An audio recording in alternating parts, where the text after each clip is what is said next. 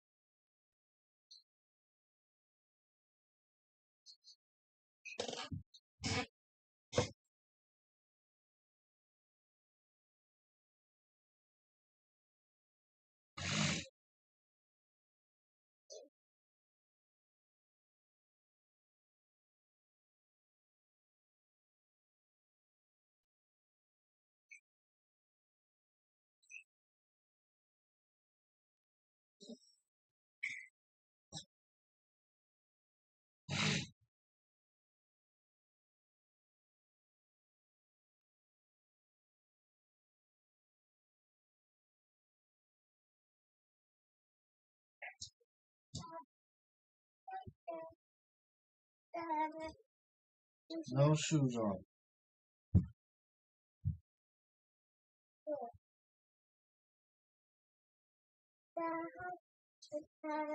What?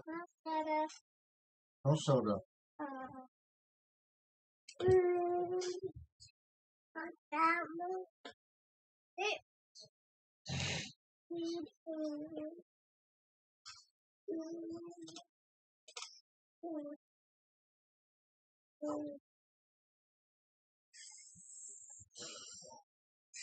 That's Ori. Love you, but why are you doing this? You're hurting me. You're hurting Daddy.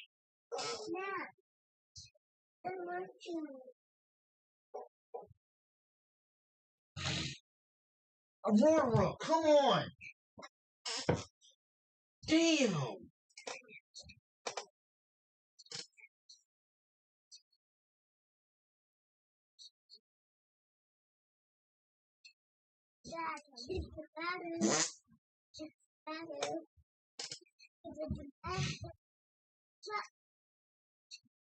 Back. Back. Out. Out. Out.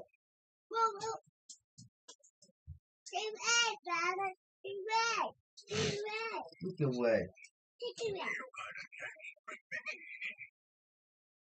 Ouch. I got it.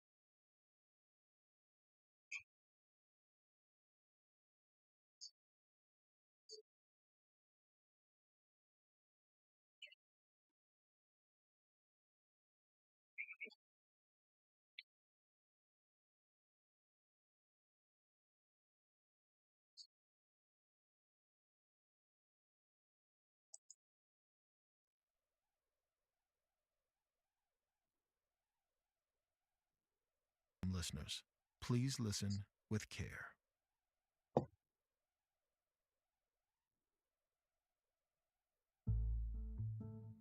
Not so long ago, I found myself sitting on a stage in northern Maine talking about monsters.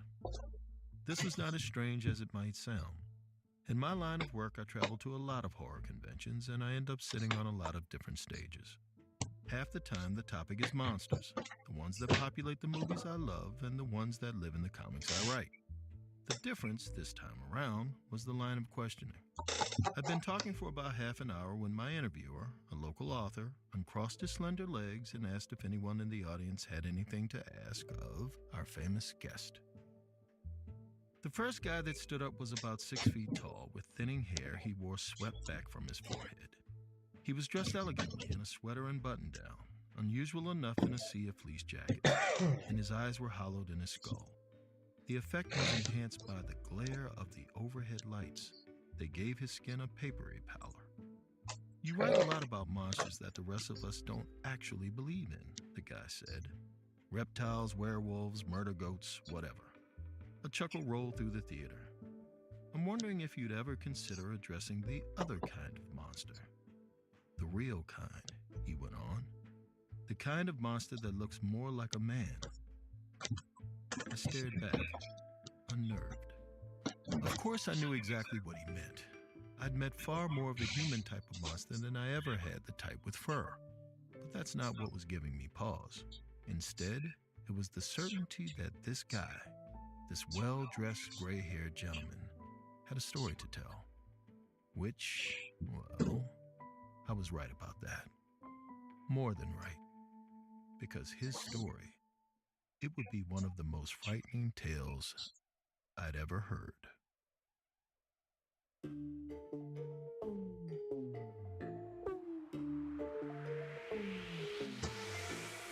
You're listening to Run Fool. I'm Rodney Barnes, and this is episode 16, The Vampire of Mercy Notch, Part 1.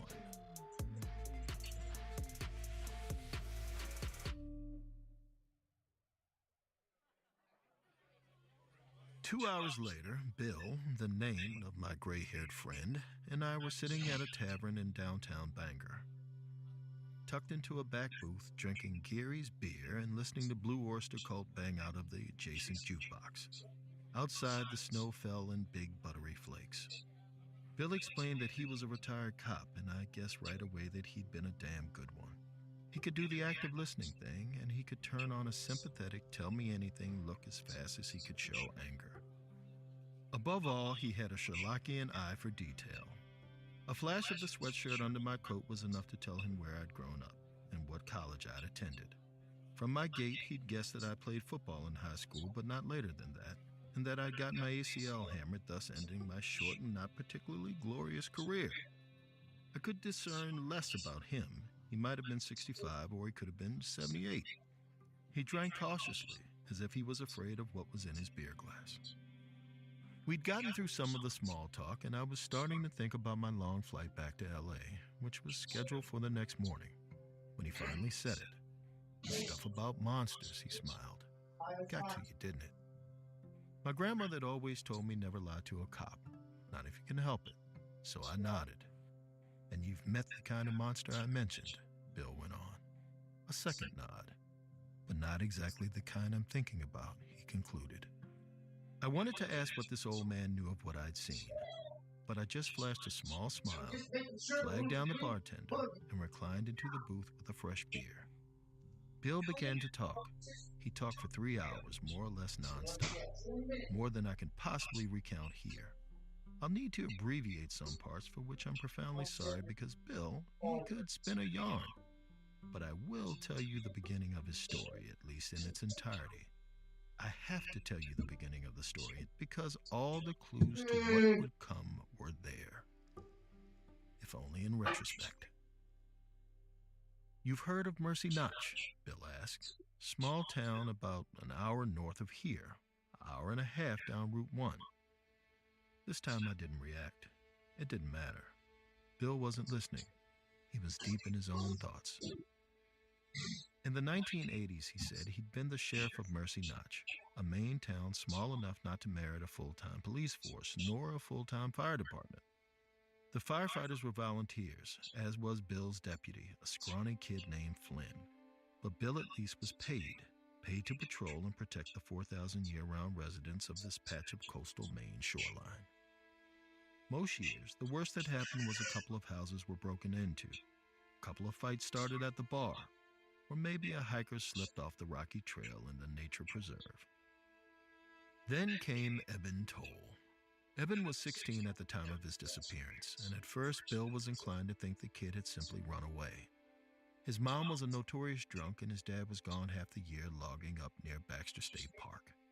When Dad was home, he was a notorious drunk too. As a result, Eben had the demeanor of a war veteran, and plenty of scars, which Bill would learn when he finally did track down Eben, although that comes later. Hey, you said someone threw Anyway, a marker? point is, no one would have blamed the young man if he had decided to just, well, escape. But Bill was absolutely positive from his initial visit to the Toll home that Eben had not run away. The kid had not packed any of his clothes, nor were any of the bags missing from his closet. It was the middle of November, 30 degrees during the day, 15 at night, and somehow he hadn't taken his coat either. But here's what sealed it.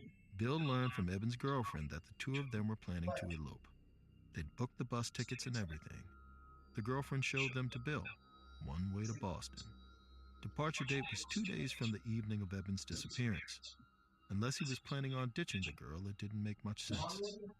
And other friends made a point of telling Bill how stupidly smitten Eben was. So yeah, in Bill's estimation, Eben Toll hadn't escaped, which left two alternatives: an accident or foul play.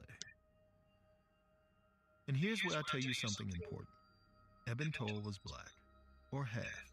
His dad was black, his mom white. And this was exceptionally rare in Mercy Notch, where nearly everyone was either a white oyster farmer, a white lobsterman, a white tradesman, or a rich white person with a nice summer home. It occurred to Bill that this might matter, which it did, though not nearly in the way he initially suspected. The timeline of Eben Toll's disappearance was straightforward. On November 14th, the boy had said goodnight to his mother and headed upstairs to finish his homework. The next morning, his mom, who managed to get herself out of bed around 9:30 with a vicious hangover, entered his room and found it entirely empty. That'd be okay on, say, a Monday, but it was a Saturday. No school. Where was Eben? She rang a few friends and her son's girlfriend, but no one was any wiser. And so finally, she called the sheriff. Bill showed up, cased Eben's room, noticed the presence of all the bags in the jacket, and also a line of footprints in the snow. Prints leading away from the house. Bill had asked Eben's mom if the footprints belonged to her, but she just laughed. She hadn't left the house in 3 days. Being a booze hound did that to you. The footprints must have been Eben's, but where was he going? There wasn't much behind the house, save the forest and a dirt road that spun and twisted through the woods for about 3 miles, past 3 properties before reaching the Atlantic shore. Bill called up his deputy, Flynn, and together they followed the footprints out to the dirt road, at which point they vanished. Or not vanished, I guess. The dirt road was in semi-regular use, and it was iced over and hard as a skating rink. Footprints wouldn't have shown up there. Treading gingerly, Flynn and Bill followed the road for about a mile, at which point it split in thirds, like the tines of a fork. Flynn got out a county assessor's map and read aloud from the details. The far left fork led to a summer house owned by a family called the Petersons. The place was unlikely to be occupied at this time of the year. The middle one, Flynn said, Mem Proctor, Bill interrupted, belongs to Mem. Flynn looked astounded, but Mercy Notch was a small place. Everyone knew each other. A lot of the time, they were even related. Mem's my cousin, Bill explained, and not a cousin he particularly liked either, although he left that part out. What about the third house? Flynn paused, eyebrows raised. Wesley Mercer. He would not have needed to say more to anyone in the town of Mercy Notch, and certainly not to its sheriff, since Bill was the one who had arrested Wesley Mercer 5 years earlier for what appeared to be molestation. I say appeared to be because Mercer had almost certainly been messing with a couple of the kids he coached on the high school wrestling team. Bill had collected all the necessary proof, but then Mercer had managed to hire a good attorney, courtesy of a wealthy family member, and one of the kids had decided to recant. The other was ripped apart on the stand. Mercer lost his job and his reputation, but kept his freedom. And for the past 4 years and 3/4, he'd been as good as a hermit. Sometimes people saw him skulking through the grocery store, but that's all they saw. Let's go west to east, Bill suggested. Save the best for last. He and Flynn tramped up about a half a mile, breathing hard in the raw cold. The house owned by the Petersons, the summer people, was ugly and red. 1 story. And in the picture window, facing the road, stood a teenage boy, his eyes staring forward, and also nowhere at all. As Bill and Flynn watched, the boy opened his mouth and began to scream. Are you a victim of the timeshare trap and think there's no way out? Chuck McDowell, founder of Wesley Financial Group, has helped over 35,000 families out of financial hardship by getting them out of bad timeshares. And they may be able to help you too. If your timeshare agreement goes on forever, if you were told timeshares are a great investment or your maintenance fees will never go up, you need to get the facts about timeshare cancellation. For over 10 years, Wesley Financial Group has been dedicated to helping folks get out of a lifetime of debt by canceling their timeshares. So they created a free timeshare exit information kit that reveals how the timeshare industry works and your options for cancellation. To get your free timeshare exit information kit, simply go to icanceltimeshare.com. That's the letter I, canceltimeshare.com. icanceltimeshare.com. If you love that chicken from Popeyes, you'll also love that flounder fish sandwich and shrimp tackle box from Popeyes. Made with Alaskan flounder, the flounder fish sandwich is seasoned with Louisiana herbs and spices, dusted in a southern crispy coating, and fried to a golden crisp. And as for the shrimp tackle box, you'll get 8 crispy pieces of butterfly shrimp, a regular side, hot buttery biscuit, and your choice of sauce. Does it make sense for a chicken place to have seafood this good? Not really. But it's so delicious, Popeyes might just have to take another look at that famous jingle. Love that flounder. Never mind. Popeyes, we don't make sense, we make chicken. And also seafood. But only for a limited time, so sail over to your Popeyes and try the flounder fish sandwich or shrimp tackle box for just $5.99. It flipped me off. You know what I did? You know what I did, Taylor? What happened? Without thinking, Bill charged forward, leaving Flynn behind him on the road, messing with the catch that kept his service pistol in its holster. He expected the door to be locked, but it gave way instantly under his hand. He found himself in a dark hall lined with boots. The house was quiet, save a muted scuffling. Underfoot somewhere, in the basement. Want me to take a Bill picture stood of at you? the window, the same picture window in which he spotted the teenage boy, and gestured to Flynn. You're okay, Around baby. the back of the house. Flynn nodded. Bill crossed the living room, his boots squelching on the hardwood. There was only one way into the basement, a set of stairs that amounted to nothing more than a few slats of wood terminating in a damp gloom. Police, Bill called out. Every part of him was alive, vibrating. He felt each muscle in his legs contract and expand as he inched downward. Silence. He fished his flashlight off his belt and shone it around the basement. The main attraction was a yard sale's worth of pots and pans heaped on the dirt floor. Old mason jars lined the shelves. Detritus, basically. Maybe the Petersons had inherited the mess and just never bothered to clean it up. Maybe they were waiting to drag it out to the trash. Stop! Suddenly, with a guttural burp, God the flame damn! sprang to life. Bill backpedaled, tripped over the pots and pans, and landed on his ass. As he struggled to get back to his feet, a shape soared around him, the boy. But he was not on 2 feet. He was on all 4, scurrying like a rabbit that had been flushed from a burrow. Bill grabbed at him and missed. The kid was now at the twin doors that opened, Bill assumed, to the exterior. "Flynn!" Bill bellowed. The kid, who was making a husky breathing sound, pushed both doors open and was gone. There was a slam, a squeal, and a crack of gunfire. By the time Bill had made it outside, the boy was lying on the ground with half his face missing, and Flynn was standing over him, the stench of cordite blooming from the barrel of his pistol. Bill gasped. Flynn protested. "He was coming at me," the young deputy said. His eyes were fixed to the puddle of blood that had stained the snow the shade of strawberry shaved ice. Bill got on his knees and felt for the pulse he already knew would be missing. "Radio it in," he said. "Don't bother with an ambulance." Flynn's face was all scrunched up. "Is that... It's the Toll kid, right?" For the first time, Bill examined the dead boy's face. It was entirely unfamiliar, and he'd seen plenty of pictures of Evan Toll. This kid had dark skin, yes, but straight hair worn long, where Evans was curly and short. His eyes were green.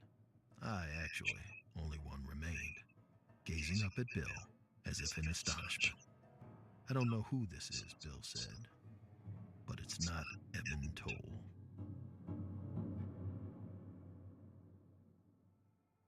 Three hours later, the state police patrol had arrived. They cordoned off the scene and escorted Flynn to the nearest barracks for what they assured him was perfunctory questioning. 10 hours after that, Bill was back home, tossing his phone back and forth in his hand, drinking coffee and preparing himself to call the medical examiner. But something loomed over him. A premonition, you might call it. He knew he didn't want to know what the examiner had to say. And he was right. So he just sat there with his coffee until the ME did his job for him.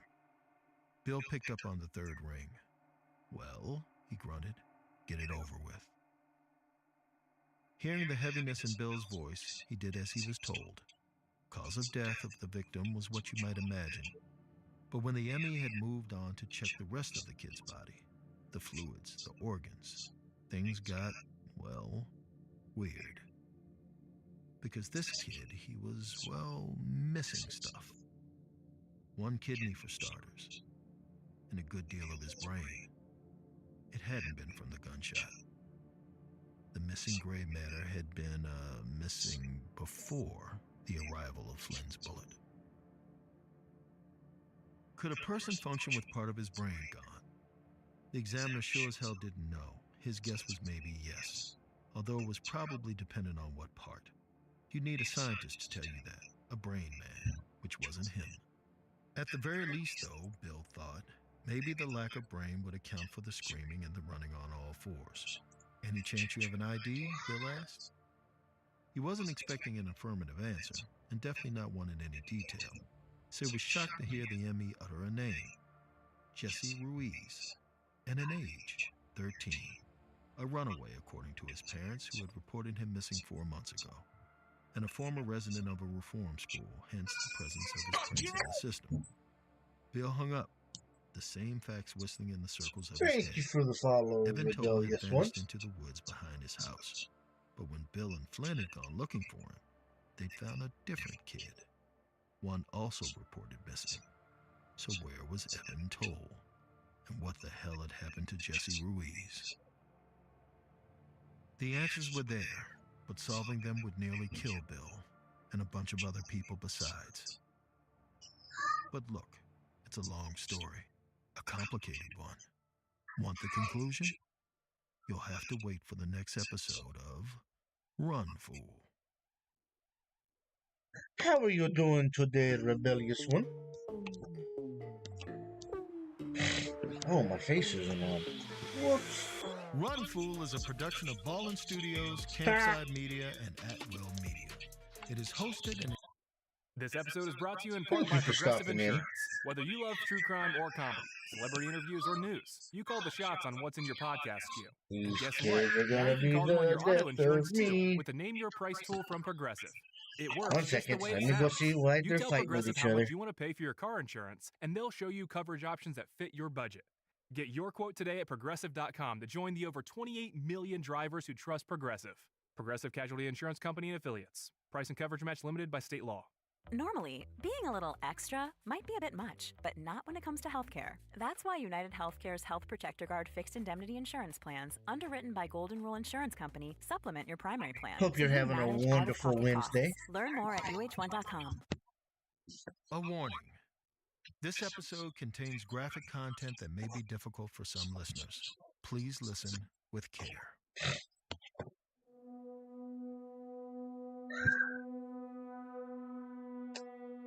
Once in a while, you stumble across a yarn so wild that you can't spin it all at once.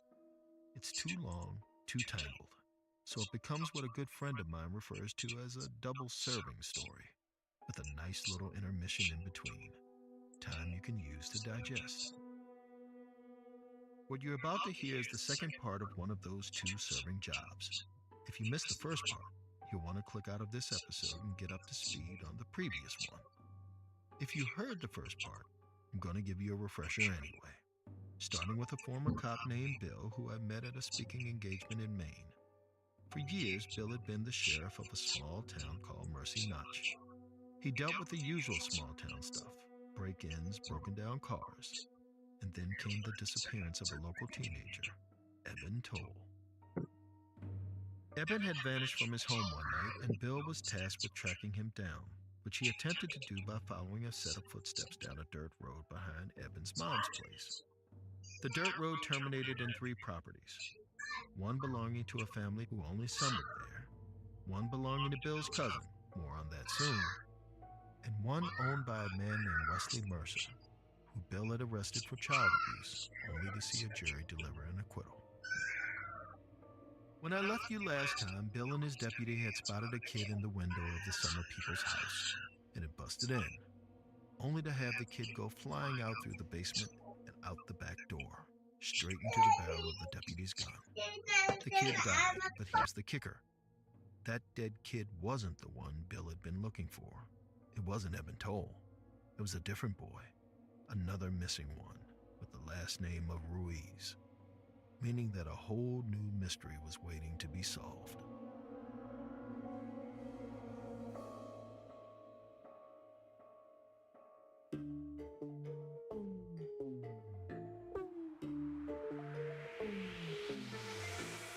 You're listening to Run, Fool.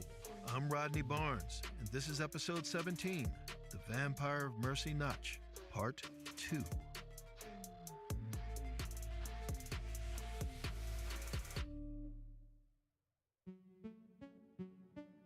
In the week after the shooting, Bill spent most of his time in his office in front of his computer, which he could afford to do because he had no family, no kids, no wife, not even a damn dog. Some might have called him lonely. Others would have called him lucky. Either way, he had all the hours in the world to try to figure out how Eben Toll's disappearance and Jesse Ruiz's fit together. Starting with the Ruiz file, which he had shipped up to him from Portland. Ruiz's situation was exactly as the medical examiner had said. Ruiz was about the same age as Eben Toll, a teenager and a runaway, who'd been sent to reform school, returned from reform school, and promptly vanished for several months before turning up in the basement of a house in Mercy Notch, running on all 4s.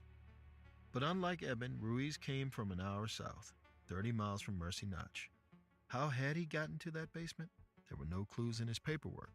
And a cursory phone call with his parents, grief-stricken into something approaching a comatose state, with no help either. All they could say was that their son had been working hard, and he had been trouble, although they loved him and had tried to save him the best they could. After the call wound down, Bill went into the missing persons database and began searching for disappearances connected to Mercy Notch.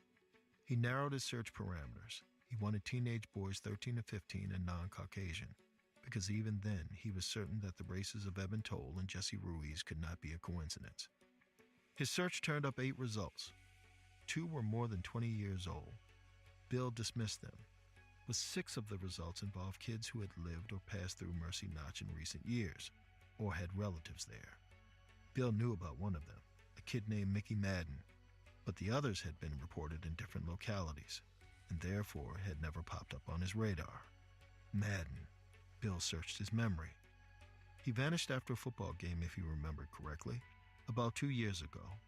But he'd had a bunch of bad news friends down in Boston, and he was deep into drugs, and the assumption was Boston was where he went. Not that they'd done a whole lot of legwork. How could they? The entire department was Bill and Deputy Flynn. Bill picked up the phone. A hunch was already forming, a thinly constructed hypothesis to be sure, but a hypothesis nonetheless. Exhaling, Bill dialed his cousin's number.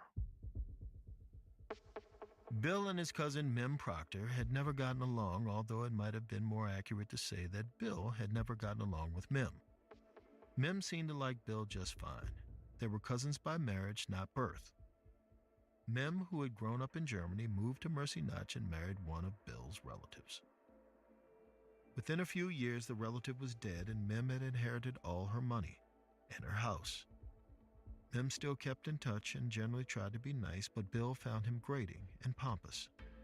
Bill had visited him exactly once after Mem's wife passed, and he'd spent half of a mild spring afternoon listening to the German drone on about the antique watercolors that hung gallery style on every wall. Mem didn't work. The money had seen to that, and he hadn't remarried.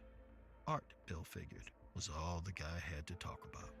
He'd never gone back. Now he listened as the phone rang 3 times, 4, 5, no answer. Bill was about to hang up when Mem's voice, stiff and formal, came onto the line. Bill, it has been too long. It has, Bill acknowledged, and pleasantries dispatched got to the point of his call. Well, of course I know about Wesley Mercer. Everyone knows about Wesley Mercer. But had Mem seen him recently? Bill asked. Mem hadn't. Had he noticed anyone coming and going from his place? No, Mem said. But then again, he wouldn't. His house was separated from Mercer's by a half-acre of heavy pine. Had Mem seen any boys in the woods near his place? At this, Mem was silent. The silence stretched for nearly 5 seconds. Now that you mention it, I did see a child in the woods last week, but only for a second. I thought I might have imagined it. Bill brought up a picture of Eben Toll on his phone. He had Mem read his email address and he pressed send. He listened as Mem walked over to his computer. Bill could picture it, a hulking desktop propped up in the corner of the kitchen. Clack went a mouse. Click went a couple of keys. Mem was silent. Maybe. Where did you see him? Bill asked. In the pine trees, near Wesley Mercer's house. Bill thanked his cousin, slammed down the phone, and reached for his coat. Deputy Flynn was out of service for at least another week, the time it would take to clear him in the shooting of Jesse Ruiz. So for now, Bill was left to make the trip to Wesley Mercer's house alone. He drove out of the lot of the sheriff's department under a low-bellied steel sky and skirted the edge of Mercy Notch, following the river in the direction of Eben Toll's house. An hour to dusk, he estimated, give or take. He steered east on the dirt road behind the Tolls and followed it to the fork. This time, he turned away from the summer folks' place and towards Wesley Mercer's house. There was a light on in the front room, but the snow on the front step was unswept. He knocked once, twice, and waited. Nothing. He paused to consider his next move. He could leave a note, slip his card through the door, and come back tomorrow. But Wesley Mercer would never call him back. Not Bill. Not the man who'd almost had him jailed. He could wait in the cruiser in the driveway, or he could be a little proactive. Proactive it was. Zipping up his coat, Bill waded around the side of the house, the snow reaching at some point up to his thighs. The living room was dark, the furniture draped in shadow. But around back, the porch door was open a crack. Bill frowned. It was all wrong. He could feel it inside him. He approached the porch and, using a gloved hand, slid the door open. And there, in front of him, on the tile floor of what he recognized as the kitchen, was Wesley Mercer.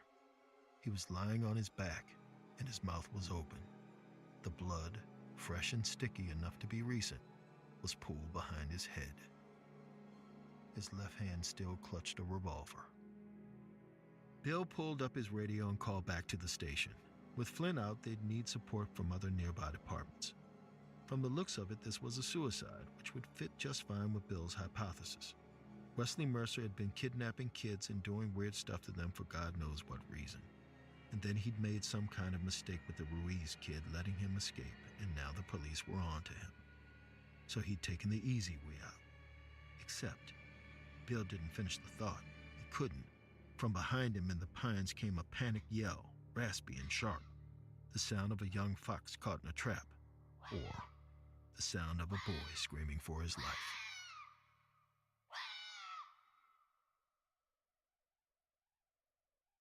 Are you a victim of the timeshare trap and think there's no way out? Chuck McDowell, founder of Wesley Financial Group, has helped over 35,000 families out of financial hardship by getting them out of bad timeshares. And they may be able to help you too. If your timeshare agreement goes on forever, if you were told timeshares are a great investment, or your maintenance fees will never go up, you need to get the facts about timeshare cancellation. For over 10 years, Wesley Financial Group has been dedicated to helping folks get out of a lifetime of debt by canceling their timeshares. So they created a free timeshare exit information kit that reveals how the timeshare industry works and your options for cancellation. To get your free timeshare exit information kit, simply go to icanceltimeshare.com. That's the letter I, canceltimeshare.com. icanceltimeshare.com. If you love that chicken from Popeyes, you'll also love that flounder fish sandwich and shrimp tackle box from Popeyes. Made with Alaskan flounder, the flounder fish sandwich is seasoned with Louisiana herbs and spices, dusted in a southern crispy coating, and fried to a golden crisp. And as for the shrimp tackle box, you'll get 8 crispy pieces of butterfly shrimp, a regular side, hot buttery biscuit, and your choice of sauce. Does it make sense for a chicken place to have seafood this good? Not really. But it's so delicious, Popeyes might just have to take another look at that famous jingle. Love that flounder. Never mind. Popeyes. We don't make sense. We make chicken. And also seafood. But only for a limited time, so sail over to your Popeyes and try the flounder fish sandwich or shrimp tackle box for just $5.99.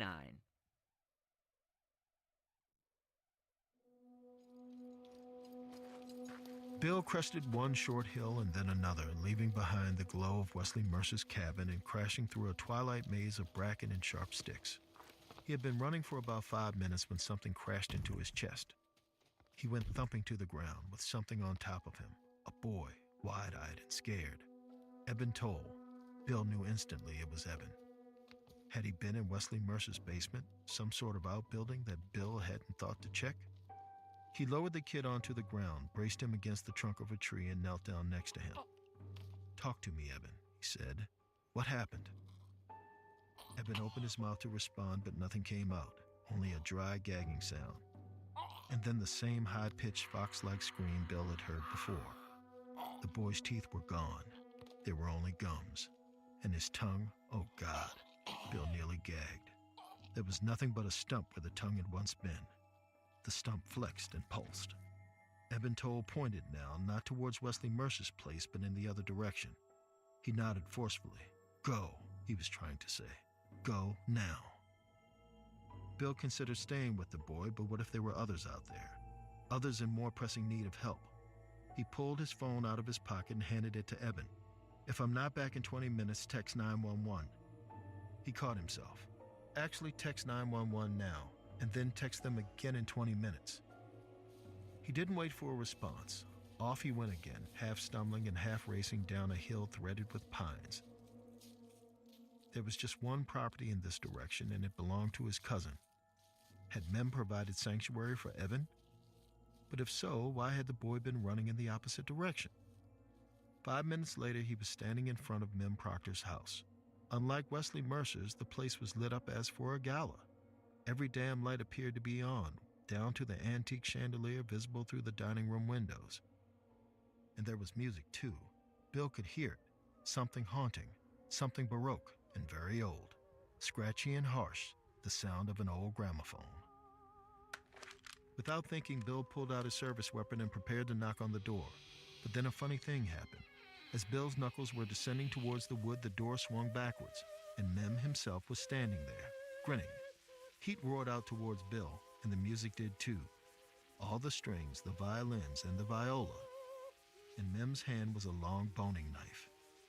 And behind him, over his left shoulder, on the kitchen table atop a white placemat, were an assortment of body parts. Bill glimpsed a sliver of brain, an ear, and a tongue. But then Mem Proctor's hands were around his neck, pulling him inside. Welcome, cousin. What happened next happened incredibly quickly. In a blur, one might say. Except to Bill, it didn't feel like a blur. It felt like an achingly slow ballet. And now Mem was dragging him inside by the neck, his hands abnormally strong and hard. Bill was slipping the safety off his pistol and roping a sweat-slippery finger through the trigger guard. And now Mem, too late, was seeing the weapon, and Bill was firing, with the clap of the shot filling his eardrums. Mem released Bill's neck as the first shot grazed his torso, but Bill fired again, this time into his cousin's knee. Blood spattered upwards and across Bill's hands. Mem squealed, dropped momentarily to his good knee, and grinning again, twisted away like a wide receiver shaking off a tackle. He danced across the living room, there was no other way to put it, and around a corner, and was gone. Bill was preparing to give chase when he heard a slam from the pantry. Gun held out in front of him, he advanced. "Police!" he shouted into the darkness. His eyes slowly adjusted to the gloom, and as they did, he saw the outline of a cage, a dog crate. Inside was a boy, or what might have once been a boy. Now he more closely resembled photographs Bill had seen of King Tut's mummy, hairless, pale, shriveled, rheumy-eyed. And across his chest, the telltale zipper scar, with the stitching still intact. Just before he passed out, Bill peered close enough to the former boy to see that the stitches had been made with baling twine, as if this wasn't a boy at all, as if this was only a doll. When he woke up, 2 EMTs were bending over him, their pen lights in his face. They pulled him to his feet and onto a stretcher and draped a blanket over his legs. How long had he been out? He looked at his watch, an hour apparently, long enough that the living room of Mem Proctor's house was now filled with crime scene photographers, forensic techs, a state police detective Bill recognized from the scene of the Ruiz shooting. "This," the detective said, "is one messed up town, isn't it?" Bill chuckled, the first laugh he'd allowed himself in days. "I prefer quirky," he said. Altogether, in coming days, the state police would unearth 5 corpses from under the snow and ice in Mem Proctor's backyard, bringing his total body count to 7 if you counted Jesse Ruiz, and the boy thing that Bill had found in the cage in the pantry. Later identified as Mickey Madden, who had vanished from Mercy Notch years prior. The kid had survived long enough in the cage, but the outside world had proved too much for him, and he'd expired on the operating table. An autopsy showed he'd been missing his spleen, 1 kidney, 8 toes, and a significant portion of his liver. But Evan told he did survive, and the tale he told, initially to investigators and later to network television anchors, was carnivalesque in its horrors. By then, he'd had several rounds of reconstructive surgery on his tongue, and he slurred through his memories of waking up in the snow, in his backyard, and following the sound of a voice he was powerless to resist, until he ended up at Mem Proctor's house. Before he really understood what was happening to him, he had been strapped to a chair and blindfolded, as Bill's cousin performed what can only be called experimental surgery on him. He drifted in and out of consciousness, and had finally woken up with his mouth full of blood and restraints loosened, Seizing his opportunity, he'd run out of the house and into the woods where he'd encountered Bill. Had he seen the other children in the house? No, he said. Did he know why Mem did what he did? Also no. Did he know how he'd been lured out of the house in the first place?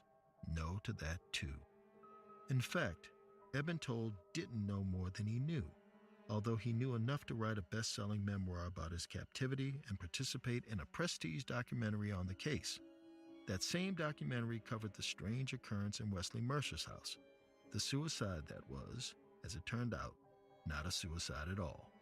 Mem Proctor's prints, obtained from his house, were on the handle of Mercer's pistol.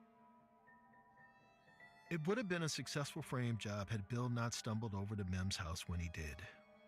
As for Mem, he, like the children he had abducted over the past decade, vanished. Bill's new detective pal at the state police assured him that Mem had bled out from his wounds in the forest and that no one had found him because the animals had picked over his carcass. But Bill didn't believe that any more than he believed the official explanation for the incidents in Mercy Notch. That Mem Proctor had simply snapped, gone crazy, gone loony, gone nuts. That his penchant for imprisoning kids and picking them apart was a manifestation of a psychic break with reality. How had he lured all these kids to his house, Bill wondered? Probably something online, something we haven't found yet, the detective said. And what about Eben and Jesse Ruiz escaping? He got sloppy, the detective shrugged. He got overconfident, or some part of him wanted to be caught. Or was just the dumbest of dumb luck. It happens, he said. But Bill had seen what he had seen with his own eyes. He knew different. I met Bill years after the events I've just described. Enough distance that he could process what he'd been through and draw his own very detailed, very concrete conclusion about what happened and why. As I sipped my last beer, I looked over at him and wondered, how could he be so sure he was right? Was there a clue he spotted? Had the police said something new to him? He shook his head. Not the police, no. Can I trust you? He asked. Because the thing he had to tell me would make him sound as loony as Mem Proctor, he assured me. It involved a little old man in a town up near the Canadian border about 2 hours from Mercy Notch. This old man was something of a local legend. He claimed to be in touch with all manner of the occult and to have substantial documentation on all matter of modern and ancient monsters. Bill, ditching his uniform for civilian clothes lest anyone see him, had gone to pay the guy a visit. And the guy, as advertised, was wizened and small. He sat behind a large pile of books with yellow pages. He listened as Bill told him about Mem Proctor, blinking his eyes vigorously, and then said one word: vampire. Not the type of vampire Bill had seen in the movies, not Dracula. A real vampire, a person who decides he can prolong his life by feasting on the life force of others, preferably the young. Bill was particularly predisposed to believe this idea because in recent months he'd been doing some research of his own. Out of his own pocket, he paid for a round-trip ticket to Perna, the small German town Mem Proctor had listed on his U.S. residency application. There, in the Perna Town Library, Bill had indeed found evidence of a Mem Proctor. But this Mem was born in 1900, rather than 1949, the date he listed on the same application paperwork, which would make Mem approximately 120 years old. So Bill had drawn the logical conclusion: this was a different Mem Proctor. Then came a kind of accidental discovery. As he was leaving the library, he happened upon a book sticking halfway out of the shelf. The spine bore the phrase, National Socialist German Workers' Party, followed by a date, 1943. Pulling the book off the shelf, Bill saw that it was a kind of yearbook for the local Nazi party as it existed in 1943. He flipped through the pages until he came to a kind of hierarchical tree with each position corresponding to a headshot. And there he was, Mem Proctor, Gauleiter. Gauleiter meaning regional leader, and above the caption, a black and white photograph of Mem Proctor. Bill's Mem Proctor, the Mem Proctor who had married his cousin, the same Mem Proctor who had grabbed Bill by the neck. So, yes, when that occult expert suggested Bill had encountered a vampire, Bill was inclined to believe him. That Mem Proctor wasn't crazy.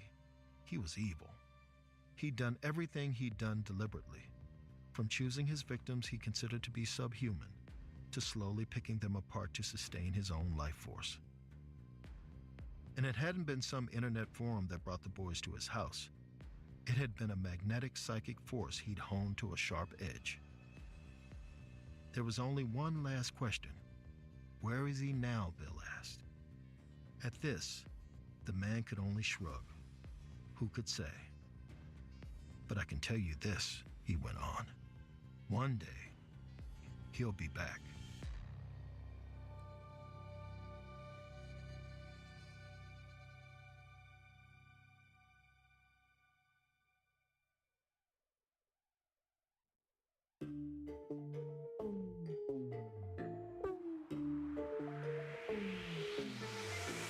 Run Fool is a production of Ballin Studios, Campside Media, and At Will Media.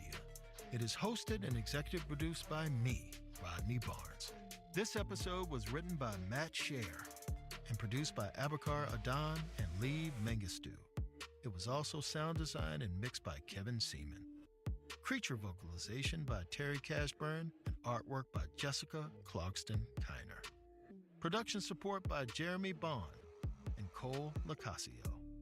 Special thanks to our operations team, Doug Slaywin, Ashley Warren, Sabina Mara, and Destiny Dingle. Executive producers at Ballin Studios are Mr. Ballin, Nick Witters, and Zach Levin.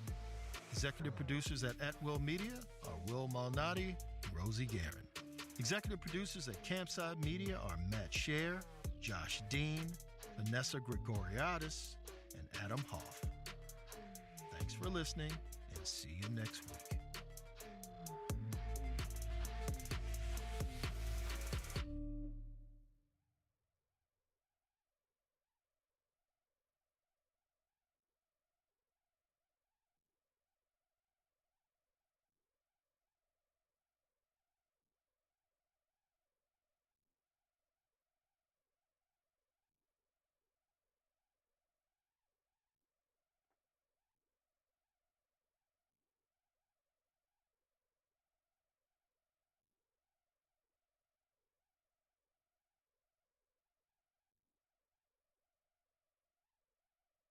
Dave's floor. When the trap reached the surface and broke through the fog, Dave deflated. Comes to covering your medical bills, you can feel good.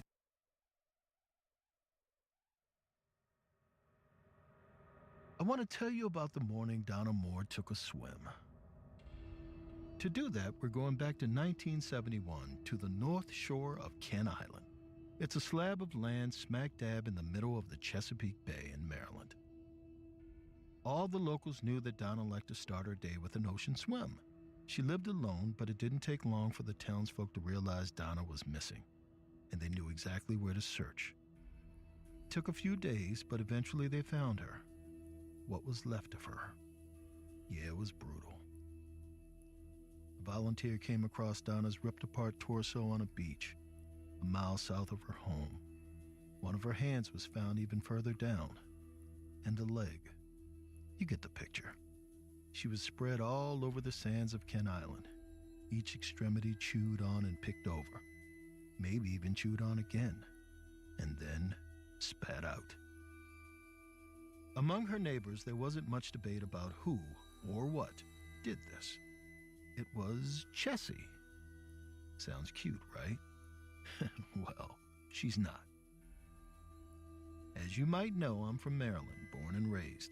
So I know all about Chessie, a 30-foot snake with a set of teeth to match. She was first seen in the 1930s and has been spotted sporadically in the decade since. But her reputation after those early appearances wasn't something lethal. Mostly she'd just emerge on the horizon, freak out a few witnesses, then vanish. No one was too worried. In fact, we were kind of proud. She was Maryland's version of Nessie, our Bigfoot. That sentiment lasted until the 1970s, until Donna Moore, until it seemed like Chessie had developed a taste for human flesh. And after that, everyone nervously awaited her next appearance. certain it would be more than some performative glide-by.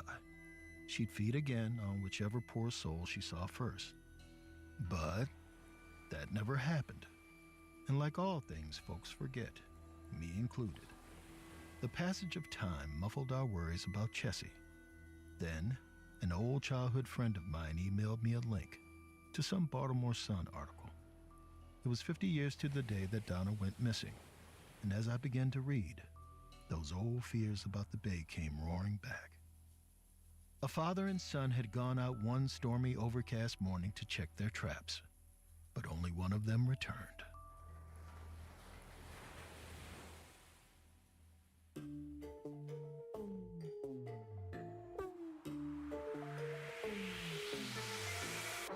You're listening to Run, Fool! I'm Rodney Barnes, and this is episode 12, The Monster of Chesapeake Bay.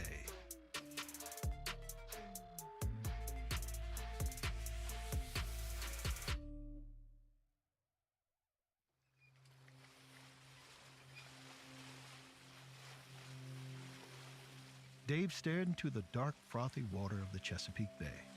Mist rolled across its surface, the result of the cold rain sprinkling the warm ocean.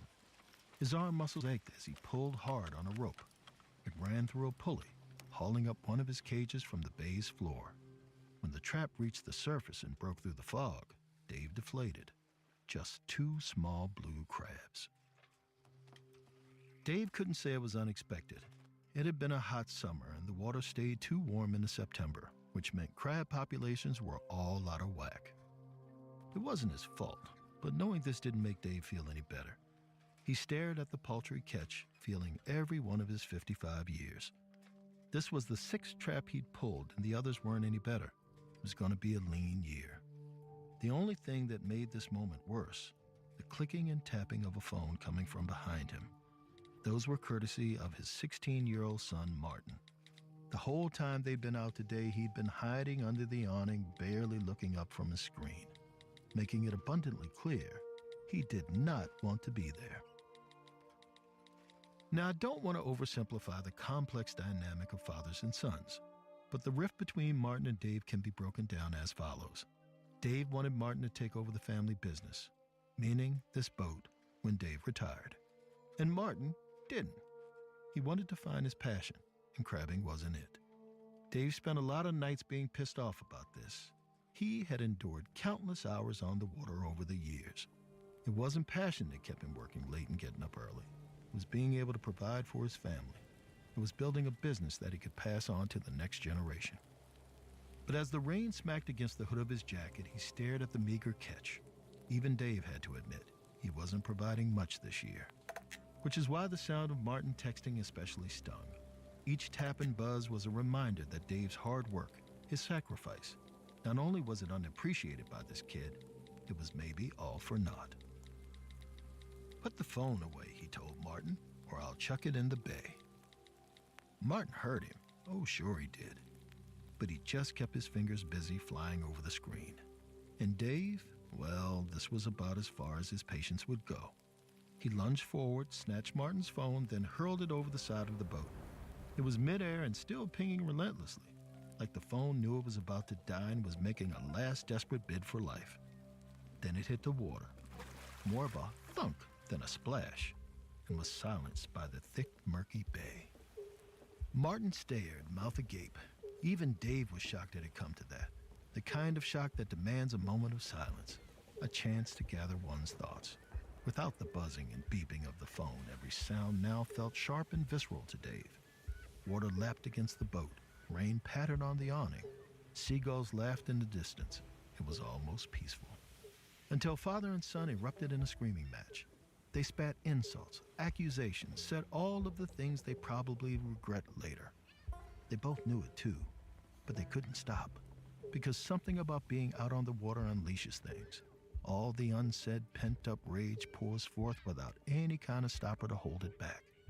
And so it was Dave and Martin, like it had been for so many other seafarers before them.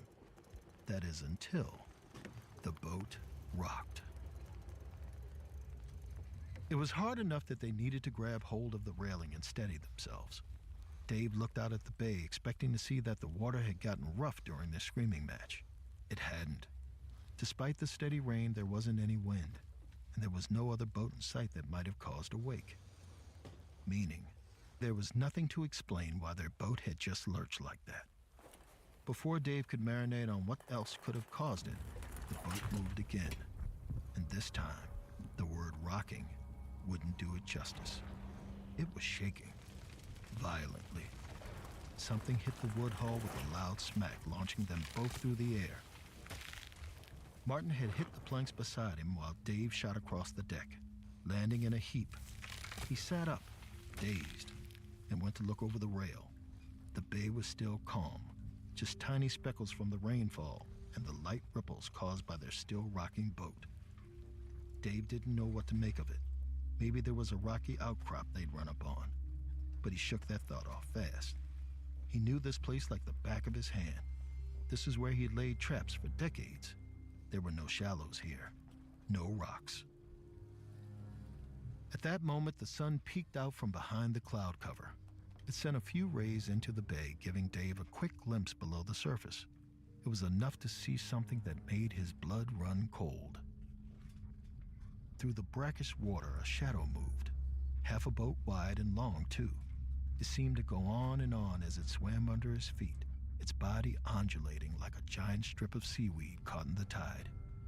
Dave didn't know what he was looking at, but his palms turned sweaty, and adrenaline crashed through him like an electric shock. Martin was at his back, dusting himself off. He was pretty worked up over the fall and continued sputtering bursts of teenage angst as his dad turned slowly and stared at him. Seeing the look on Dave's face, he thought maybe he'd gone too far. Maybe he'd finally broken something in his father, who was standing there silent, slack-jawed, and wide-eyed. Except it wasn't because anything he'd said. It was because of what was behind him. Over Martin's shoulder, Dave was staring into a pair of slitted yellow eyes rising out of the water. Each was the size of a frying pan and set in a slick, scaly head over a serpentine snout.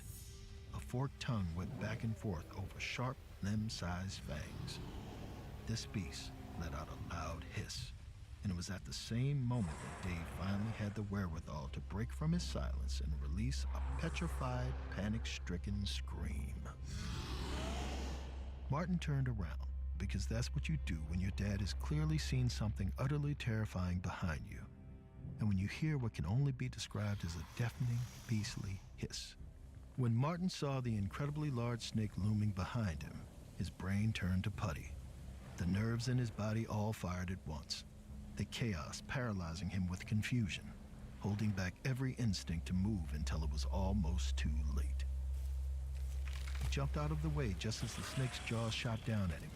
The strength of the bite sinking into the boat splintered the wood of the deck. Fragments spewed into the air as the massive teeth mulched the boards. He felt the sharp sting of splinters dig into his cheeks and arms. He squeezed his eyes shut, staggering towards his dad on the other side of the deck. He looked back. The snake was still there. Its long neck, body, slunk calmly towards them. Martin grabbed the thing that was closest to him. It was just so happened to be a large plastic bucket that held their day's catch. He chucked it at the monster, spilling out crabs like confetti as it soared through the air. The plastic bucket collided with the thing's snout. It could hardly have caused much damage, but it earned them a loud hiss anyway. And a retreat. The snake slithered back out of sight, disappearing over the side of the boat. Martin stood there, panting. He was pretty pleased with himself. He'd saved the day. He turned to his dad, ready for a high five, but when he looked at Dave, he didn't see Dave's hand raised, ready to slap his own, and he didn't see any gratitude on Dave's face. Just anger. It took a second for it to sink in, that his dad was actually mad. Mad that he'd sacrificed some crabs to save their lives. Dave couldn't help it. Call it fisherman's instincts colliding with a healthy dose of familial drama. It took a minute for him to shake the weight of normal life and accept that he was in the middle of a nightmare. That he'd just faced down a massive water snake that had tried to eat him. And there was only one of those he'd ever heard of. He didn't have much time to process this lore come-to-life revelation, though, because the boat lurched again. It was time to get out of there. Dave ran to the helm and grabbed the wheel. He turned it around as hard as he could and revved the motor. The closest land was Kent Island. They'd have to dock there. The boat sped through the surf for all of 30 seconds. Then Chessie resurfaced in front of them. Not her head this time, just a hump of scales rising out of the misty surface. Her back hit the tip of the boat, throwing Martin and Dave forward. Dave hung onto the wheel, spinning it the opposite way, to Churchton, on the other side of the bay. This time, the boat made it just a few feet before a salty spray kicked up. It was Chessie's head rising up from the waves. Dave dragged the wheel back the other way towards Maryland. Same thing. Then behind him, Chessie again. Once the boat stopped, Chessie sank beneath the surface out of sight. Dave powered down the motor. The boat bobbed there like a top. He tried not to panic, which wasn't easy, because he understood what was happening. Chessie had them encircled. Her body was so large it had wrapped around their entire boat. They weren't going anywhere.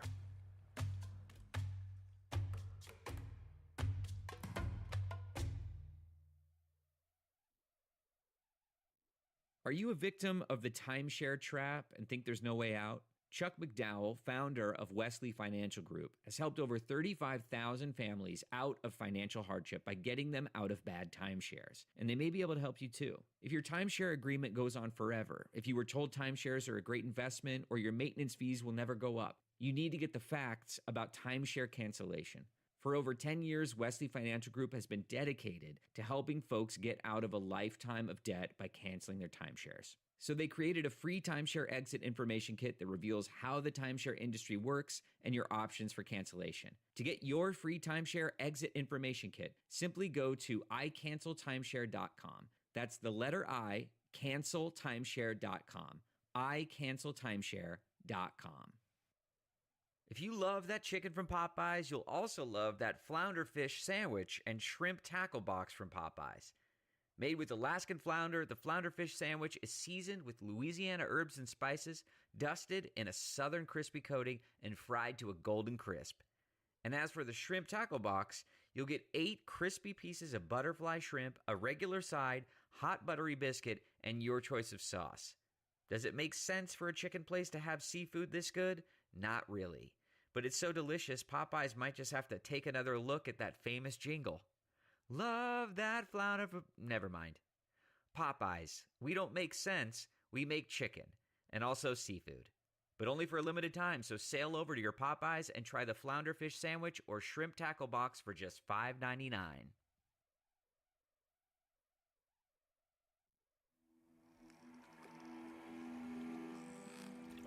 Martin muttered something snippy about how a phone might have been useful at that point. It was an obnoxious thing to say, but it made Dave realize he'd forgotten something. The radio. They were in trouble. Radio was the first thing they should have turned to. But you know, seeing a legendary monster can make you dumb sometimes. He grabbed the receiver and turned the dial to the Coast Guard station. "Mayday," he shouted, "Mayday." Of course, the guys on the other end knew Dave really well, knew his boat. And once they heard it was him, they were keen to help. They asked what was going on, which sort of made Dave pause. What did he say here? A monster? Chessie herself? But before he could get out another word, the boat heaved to the port side. A rope on the left railing was being yanked into the water. You know, the one that ran through the pulley, that hauled the crates up. It was moving fast, making the pulley gears spark. And then it caught, and the entire boat heaved to the side. Wood groaned as the vessel listed. Any more pressure and they'd flip right over. Dave raced over to the pulley, trying to release it. Just as he grabbed a hold, the rope snapped free. And with that, the boat shot back down again. Dave had been holding onto the pulley at the time, so he had something to steady himself when all this happened. But Martin wasn't prepared. He was just standing there, watching on. So as the boat slapped against the water, he careened over the other side, right into the bay.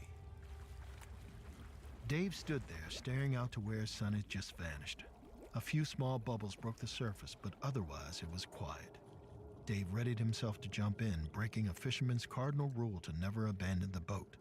But terror and desperation makes us do things we never would expect. We never should expect. All of a sudden, the water erupted as Martin resurfaced with a scream. Dave leaned over the side of the boat, his hand so outstretched he almost overbalanced. Martin flailed, reaching for his dad. Their fingertips brushed against each other, inches away from rescue. But then, in one swift movement, Martin was yanked beneath the surface, this time leaving a bubbling geyser in his wake. Dave searched the deck frantically for some kind of weapon, which had occurred to him he had, his old fishing knife. The one his father gave him when he took over the family boat. The one he'd intended to give to Martin. Now he'd be using it to save his ass. Dave's hands flew into his backpack. He pulled the blade out. Then, gripping it tightly, he dove headfirst into the bay. At first, he couldn't see a thing. The water was dense, dark. His eyes strained to see even the most blurry of shapes. But as his vision adjusted ever so slightly, he could see it. The massive reptilian shape passing beneath his feet into the darkness. The monster of Chesapeake Bay. Dave's lungs constricted. His air was already running out, which meant Martin's was too. He had to hurry, but Dave wasn't going anywhere at that moment because a pair of yellow eyes appeared just ahead of him. Chessie. She was gliding towards him with a flailing Martin caught in her jaws. Dave waited, the knife waving about in front of him, connected with Chessie's nose as she darted at him, sending her veering off to the left. The damage was enough for the beast's grip on Martin to loosen, and as his son wiggled free, Dave's chest burned, but he couldn't surface. Chessie was already circling back at him. This time, as she came at him, he kicked himself free to the side and plunged the knife into one of Chessie's glowing amber irises. The creature let out a scream that sent a torrent of bubbles streaming around Dave. His body was enveloped in a rhythmic electric pulse. He lost sight of his son, who had been bobbing beside him, blood pouring from a gash in his leg. But Dave couldn't hold on any longer to search for him. He kicked against the water, his arms pushing up towards the fading light of day above him. He was so close when he could feel his body start to fail him. He was starting to slip back into the dark water below when Martin's hand shot through the surface and began hauling Dave up. He'd already made it back onto the boat and used every bit of strength he had to pull his much larger father on board with him. The two collapsed on the deck, gasping for air. They were both pretty beat up. Martin's leg was a mess. It had, after all, been chewed on by a giant snake. As for Dave, he was too old for this kind of thing. His lungs were working overtime to keep his heart from straight up giving out. Father and son looked at one another. Martin asked between gulping breaths, "What do we do now?" Dave didn't know, but he liked that Martin was asking. Like he was finally appreciating Dave's knowledge of these waters. He tried to assess the situation. Their plea to the Coast Guard had been cut off, but chances were help was still on the way. And maybe he'd injured Chessie enough for them to get out of there. Dave stumbled towards the helm, but before he could get there, the world changed. The deck exploded like wooden fireworks as Chessie shot through its center. Dave fell through the gaping hole into the water. He flailed, trying not to sink again. The rocking and careening of the boat splashed walls of water into his face. And as he steadied himself, he saw it. Chessie, half sticking out of the water, her back writhing from side to side, roaring towards him. No, not at him, past him. He turned and saw what she was headed for. Oh no. Martin. His kid was hanging onto a scrap of wood off the side of the boat, or what remained of the boat. Dave had all of 2 seconds to make the call he made next. And in those 2 seconds, he managed to do quite a lot of thinking. See, he hadn't known why Chessie had emerged at this precise moment in time. Maybe she was affected by the warming water too. Maybe the heat had woken her up. But that didn't matter. Not really. Because what Dave did know was this. Chessie was hungry. I mean, her last meal was down a moor back in the summer of '71. I'd be hungry too. If it was food she needed to disappear for another few decades, then that's what she'd get. And Dave wasn't going to let his kid be her next bite. So he He started screaming as loud as he could. Chessie slowed her journey to Martin and turned. Dave's knife was still jutting out of one eye. Fresh blood poured forth even as rain tried to wash it away. But her other eye was just fine. That one leered at Dave, curious, then annoyed, then lethally angry. She sped towards Dave, streaking through the water with a horrific billowing grace, the kind of delicate movement that shouldn't come from a bloodthirsty, horrific monster. But it did all the same. And as that yellow eye got closer, as those jaws opened wide, Dave looked over at Martin with a smile. Maybe the first smile he'd given his son in years. He hoped that grin told him everything would be okay. That grin held something else too, something for Dave. He realized that providing for Martin all those years was well and fine, but this was the kind of sacrifice he felt good about making, because it was the kind that didn't expect anything in return. And then, as Chessie ducked under the water, he felt her teeth grab his leg. Her fangs pierced through his skin with a searing pop. And then she shot downwards, dragging Dave with her. As the swirling sea encircled him, Dave looked upwards. The gloomy weather must have cleared because he swore the last image he saw was of orange rays breaking through the water. They lit up Dave's descent for just a moment, a final farewell as he departed from the world above, and was yanked into the pitch-black ether of the bay.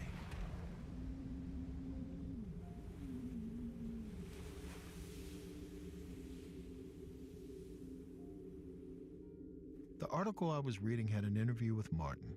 The Coast Guard had arrived to find him floating beside a half-sunken boat. Obviously, he claimed Chessie was the culprit. Chessie attacked them, bit up his leg, ate his dad.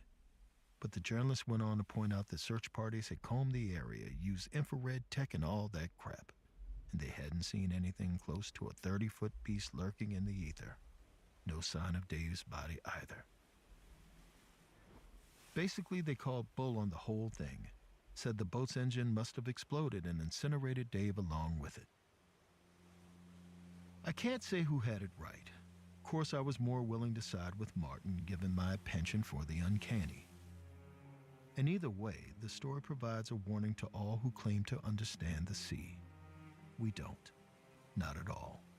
We fish in it, boat on it, sunbathe by it, all the while ignoring an important truth, that there is no way humans can fully understand something so vast, let alone master it, and that any second something hideous and deadly could rise out of its unknowable depths and swallow us whole.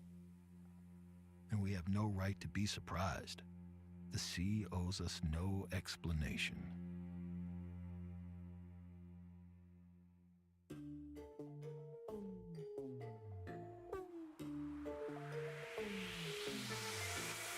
Run Fool is a production of Ballin Studios, Campside Media, and At Will Media.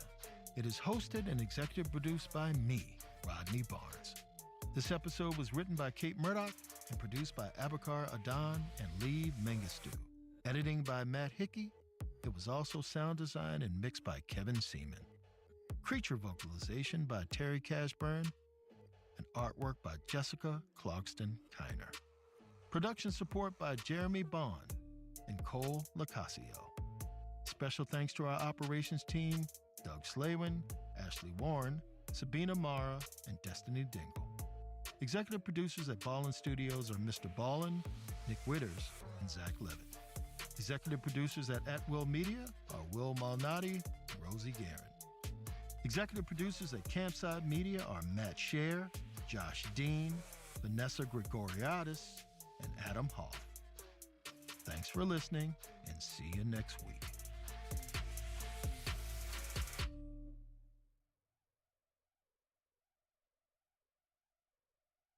This episode is brought to you in part by Progressive Insurance. Whether you love true crime or comedy, celebrity interviews or news, you call the shots on what's in your podcast queue.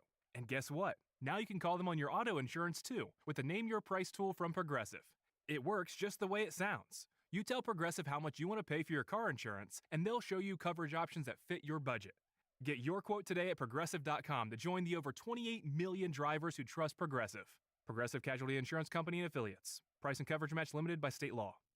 Are you a victim of the timeshare trap and think there's no way out? Chuck McDowell, founder of Wesley Financial Group, has helped over 35,000 families out of financial hardship by getting them out of bad timeshares. And they may be able to help you too. If your timeshare agreement goes on forever, if you were told timeshares are a great investment, or your maintenance fees will never go up, you need to get the facts about timeshare cancellation.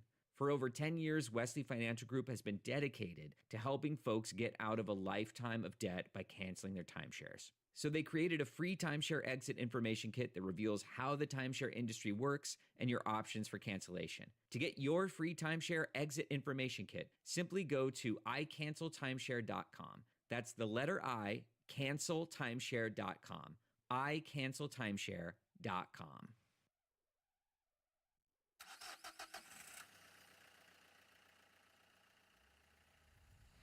I love road trips. Always have. There's just something about them, especially when you're young. You have your whole life ahead of you, a highway stretching to the horizon. But I'll spare you my sentimentalities. Besides, when I was actually young, those drives weren't romantic. I was just broke. You see, a lifetime ago, I was trying to break into Hollywood. But unless you've got connections, that door's shut in your face till you work hard enough to bust it down. For me, that meant driving cross-country every time I got a lowly production assistant job. My family didn't get it. To them, I might as well have been running away to the circus every few months. But to me, it was the first leg en route to my dream, to be a writer. The fastest drive from Maryland to LA was a grueling 40 hours in the barren, dusty back roads of the Southwest. I'd passed through 10 states before I ever reached Tinseltown. They were tedious drives. Risky too. But I'm not talking about blown out tires. There are scarier things out there on the road. Things with no clear fix and no logical explanation. Some folks come back with terrifying stories. That is, if they manage to survive them. Lucky for you, I live to tell mine.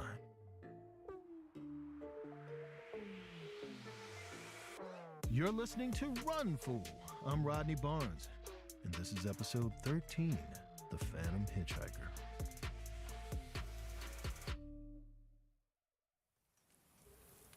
Our tale begins somewhere near Gallup, New Mexico.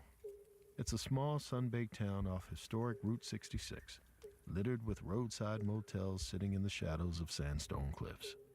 I was 10 hours from LA and hell-bent to finish the drive in one go. There was just one problem. It was already nighttime. So I stopped at a payphone and called my grandmother. You see, I promised Grandma I'd ring her at the end of each drive. And because I didn't dare cross the woman, I did so dutifully every night. Like always, she was waiting for my call. And when I told her where I was, she asked the usual questions. Did I get something to eat? Yes, Grandma. Is your tank full? Yes, Grandma. Got a place for the night? It was here I told my grandmother one of the few lies I'd ever told her in my life. I said I was crashing at some roadside motel and I'd get an early start in the morning. She was pleased with that answer. Then before we hung up, she told me what she always did. Be smart, Rodney. You come home safe. To this day, I'm not sure if it was me she didn't trust or the rest of the world. Turns out, it should have been both. I got in my old GMC Sonoma and soon there was nothing in front of me but asphalt melting into the black horizon. I was in no man's land. I rolled down my windows and let the night air rush past my ears. I felt like the king of the desert, so I decided to go fast, real fast. 70, 80, 90. Before I knew it, my poor truck was pushing 100 miles an hour. I hollered into the wind when something ahead caught my eye. There was a person on the side of the road, just standing there. When I turned to get a better look, they were gone, like some kind of mirage. I shook my head and set my sights back on the road. The desert was weird, man. Just then, something gray darted into my path. I slammed the brakes and my tires squealed as the car spun out.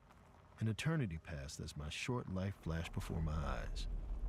when finally the vehicle skidded to a stop. There, lit up in my headlights, like a spotlight on some strange ethereal stage, was a coyote. The creature stood still, just feet from my car as I caught my breath. It wasn't fazed at all. It just gave me a withering look, then sauntered off into the inky night. My hands were shaking as I steered back onto the road. I decided I needed a distraction, something to keep my mind off what could have been. So I turned on the stereo. Not to date myself, but in those days there were no MP3s or CDs. And forget about Bluetooth, so that left the radio. In the boonies, in the middle of the night, there wasn't much on the air. I turned my dial, getting nothing but static and garbled church hymns, until a man's placid voice crackled into focus. He said, "You're listening to Nighthawk AM. Tonight's story is about Bigfoot." Nighthawk was the late-night radio show for the strange and unexplained. Long before the internet, people could tune in to hear about conspiracies, cryptid encounters, ghosts, demons, you name it. If it was weird, they'd put it on the air. Now, some folks believe in that kind of stuff, but at the time I wasn't one of them. Despite growing up on my grandma's strange tales, I was a proud skeptic. But whether I admitted it or not, there was always a small voice inside me that whispered, maybe I didn't know everything like I thought. Perhaps that's why I listened to the show. It had the special ability to thrill and chill you, even just for a little while. And after all, that's why you're here, isn't it?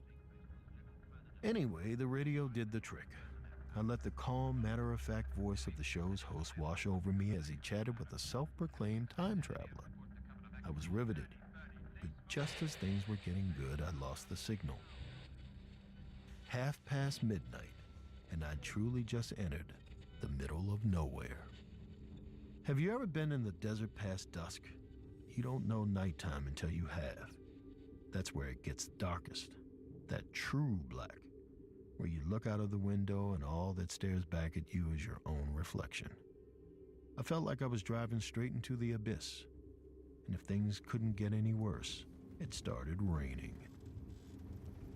I flipped my wipers on and slowed down, and just as I turned the bend, I saw it again, a person.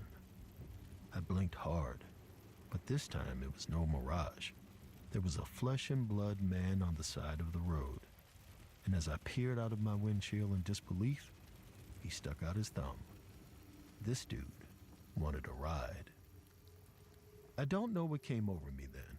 This wasn't the 70s when no one gave a second thought to picking up strangers on the side of the road. But remember, I'd been driving for 14 hours straight. I wasn't exactly thinking clearly, which was kind of the point. If I didn't want to fall asleep, I needed something drastic. And well, this fit the bill. So I pulled over and rolled down my window. He was a young guy, scrappy looking, but smaller than me, and I took comfort in that. I asked if he needed a ride west, and the next thing I knew, he was in the passenger seat. The first thing I noticed was his smell. It wasn't bad exactly, but it was distinct, like damp earth and something sharper I couldn't place. Then there were his eyes. They were deep-set and intense, as gray and electric as storm clouds. He thanked me for the lift and thrust out his hand. "Mickey," he said. I shook it as I introduced myself and almost flinched. His skin was cold as ice. I asked Mickey if he had been out in the rain long, and he nodded. He said it felt like an eternity waiting out there. He was lucky I drove by. Maybe we're both lucky, he smiled. He had no address for his destination. He'd just direct me further down the road. And he had no luggage, which he explained was because he was local. How you can be local to miles of wild, empty desert, he never said. Still, I was grateful for the company. Between the rain and my own tired mind, I was beginning to feel like I was blending into that desert landscape. It was refreshing to have another living, breathing person next to me, even if he wasn't much of a talker. For the next 10 miles, we rode in silence with nothing but the rhythm of my windshield sweeping away the rain. I wished the radio worked so I could drown out the uneasy silence. But there was still nothing but that awful static. Not even Nighthawk AM. So I asked Mickey if he believed in time travel. Mickey said he didn't know about time machines and all that, but he did believe in crossing dimensions. Like you can cross borders on a highway, he supposed there were special places where you could pass through some hidden boundary between past and present, life and death, even heaven and hell. A chill rushed through me. This guy hardly said 10 words since he got in my car, and now he was waxing poetic about interdimensional time travel. But I did ask, didn't I? Once again, I changed the subject. Why was he hitchhiking anyway?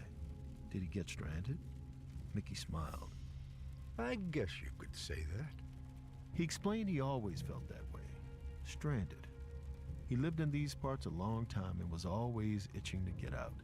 But try as he might, he never really could. I knew that itch well. It was what kept me coming back to LA, trying to carve myself a foothold so I could get out of Maryland for good. But every time a job ended, I was right back where I started, Annapolis. And for an ambitious kid like me, home felt like purgatory. So I told Mickey I knew exactly what he meant. Finally, we were having a real conversation. But soon, our small talk went south. You seem sharp, Rod. So what the heck are you doing picking up strangers in the middle of the night? Not very safe, is it? He was right. I didn't know him. Hell, Mickey may not have even been his real name. I could have picked up some kind of criminal. He could be trying to rob me. My heart dropped to my stomach. Just then, in the periphery of my vision, I saw Mickey reach into his pocket. My body lurched and I swerved hard. Something metallic slipped from Mickey's hand to the floor. He picked it up and I braced myself for the muzzle of a gun or a knife. It was a flask. Relax. He took a long swig. I realized then what that smell was from earlier. This man reeked of booze. Suddenly, his off-putting behavior made sense. Everything, I reminded myself, had an explanation. Just as my pulse began to settle, the cabin of the car was flooded with blue and red light. In the rear view, a highway patrol appeared out of nowhere. As I pulled over, Mickey winked at me and slipped the silver flask back in his pocket. I swallowed hard. Seconds later, a pot-bellied trooper strolled up to my open window.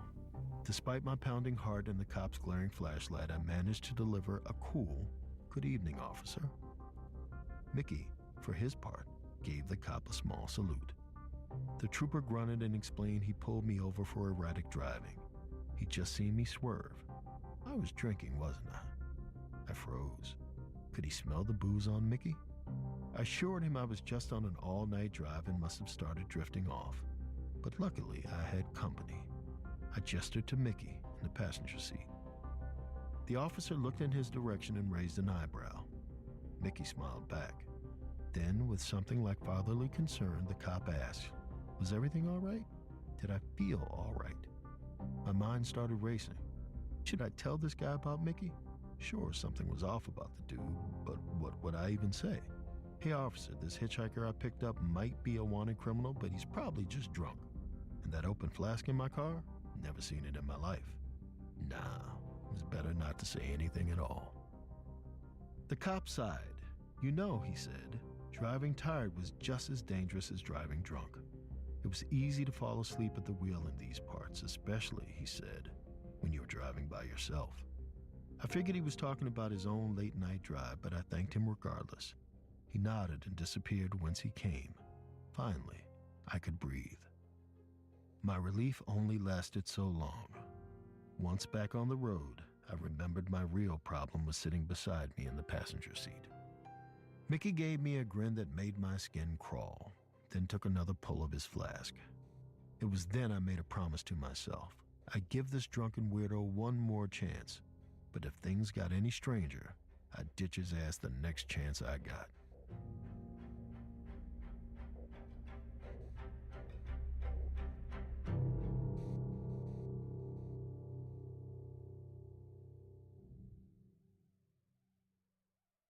A lot can happen in 3 years, like a chatbot may be your new best friend. But what won't change? Needing health insurance. United Healthcare Tri-Term Medical Plans, underwritten by Golden Rule Insurance Company, offer flexible, budget-friendly coverage that lasts nearly 3 years in some states. Learn more at uh1.com. If you love that chicken from Popeyes, you'll also love that flounder fish sandwich and shrimp tackle box from Popeyes. Made with Alaskan flounder, the flounder fish sandwich is seasoned with Louisiana herbs and spices, dusted in a southern crispy coating, and fried to a golden crisp.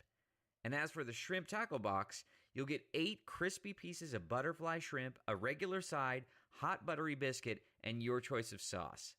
Does it make sense for a chicken place to have seafood this good? Not really. But it's so delicious, Popeyes might just have to take another look at that famous jingle. Love that flounder. Never mind. Popeyes. We don't make sense. We make chicken. And also seafood. But only for a limited time, so sail over to your Popeyes and try the flounder fish sandwich or shrimp tackle box for just $5.99.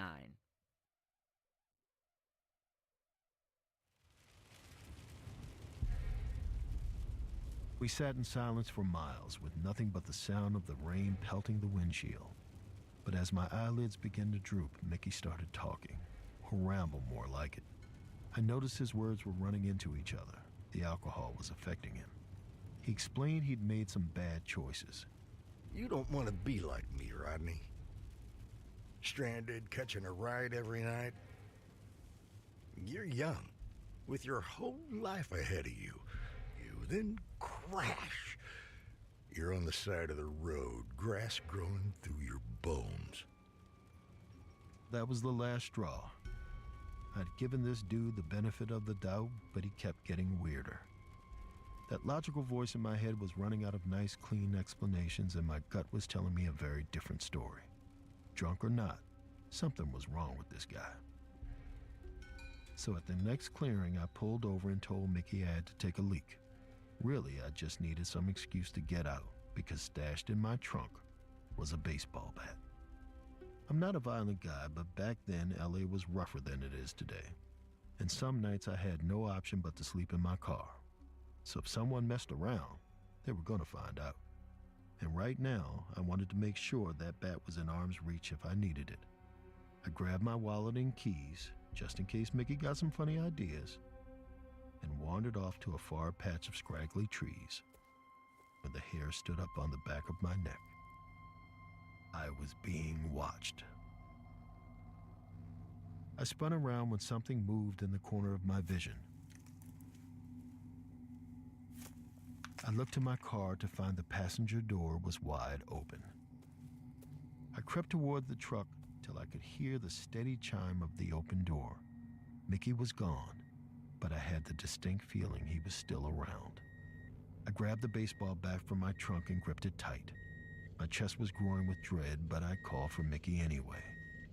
Just then, something scuttled in and out of the brush.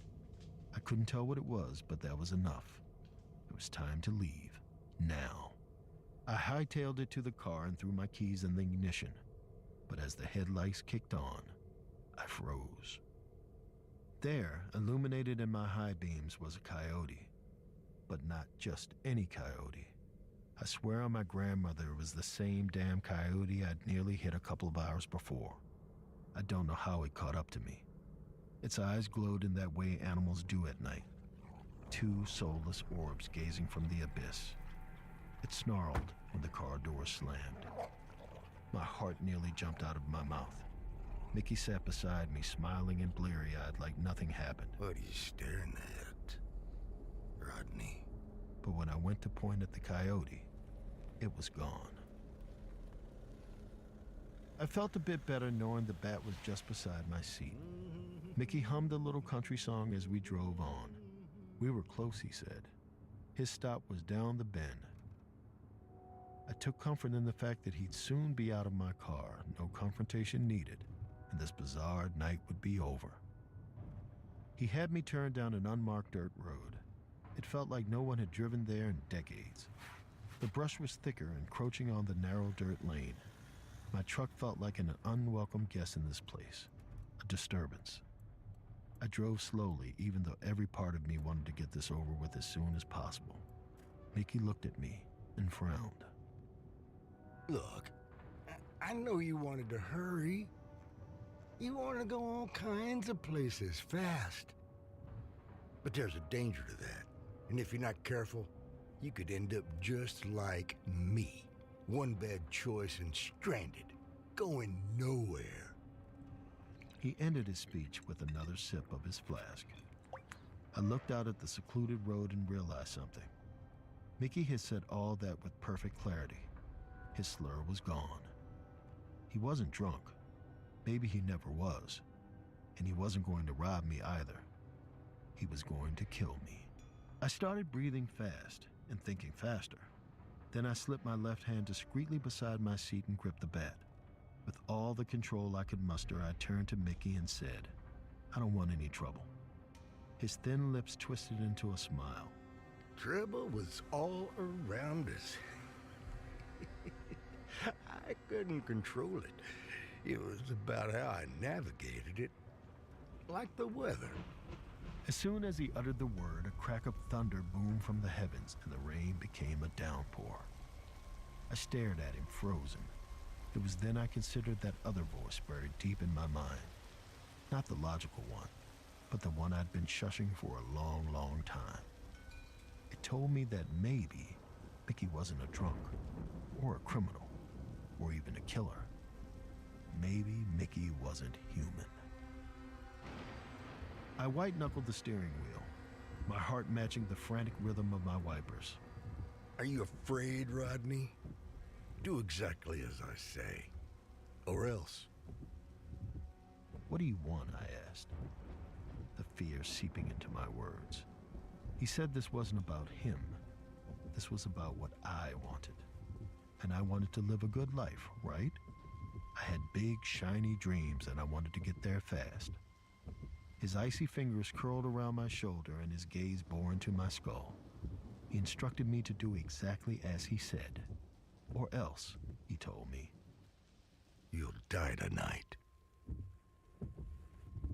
His words sapped the air from my lungs. Then, my headlights went out. My foot instinctively went for the brake, but Mickey's voice cut through the dark. "Keep driving."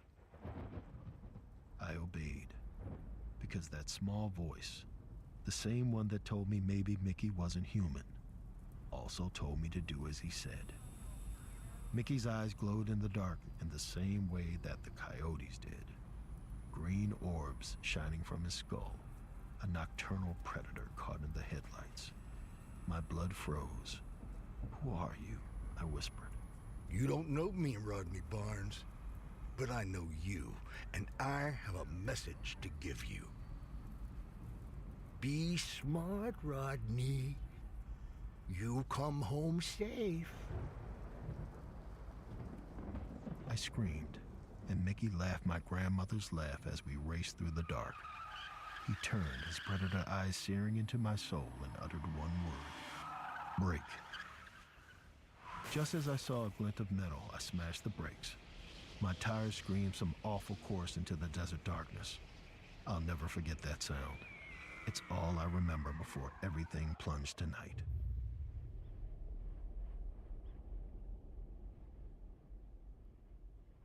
When I came to, it was dawn.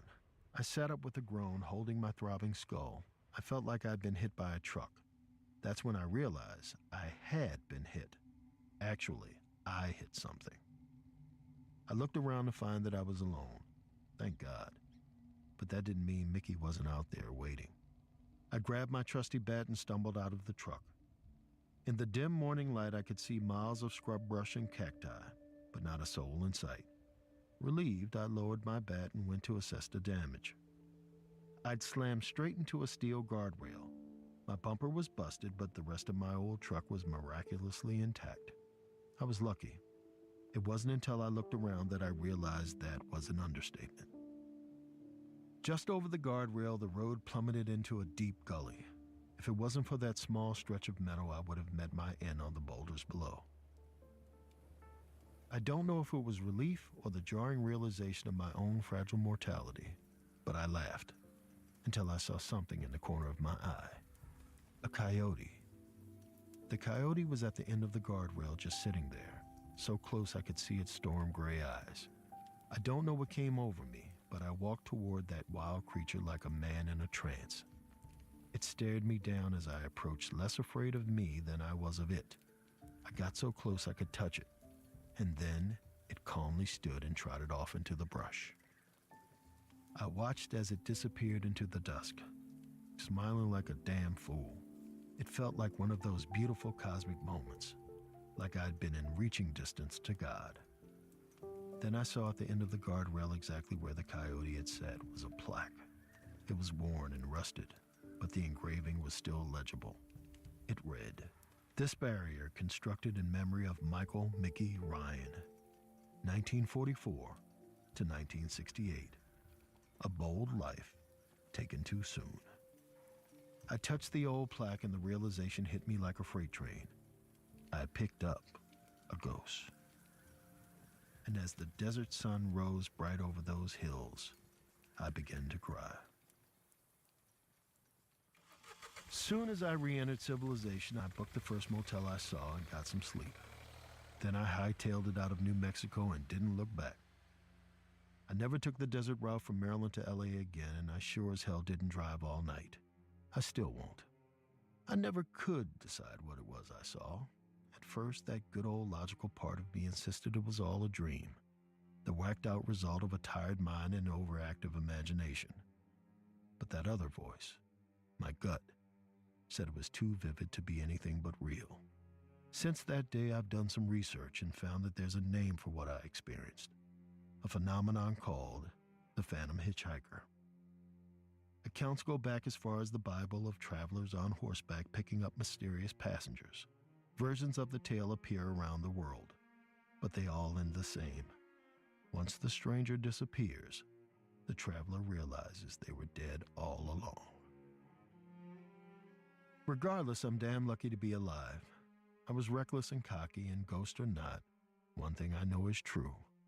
If it wasn't for Mickey, I'd be dead in a ditch, just like him. That night changed me. I listened to my grandma after that. I listened to her advice and to her stories. I learned the stranger the tale, the more important the lesson. And though we may be afraid these terrifying encounters will end our life, sometimes, if we pay attention, they might just save us instead.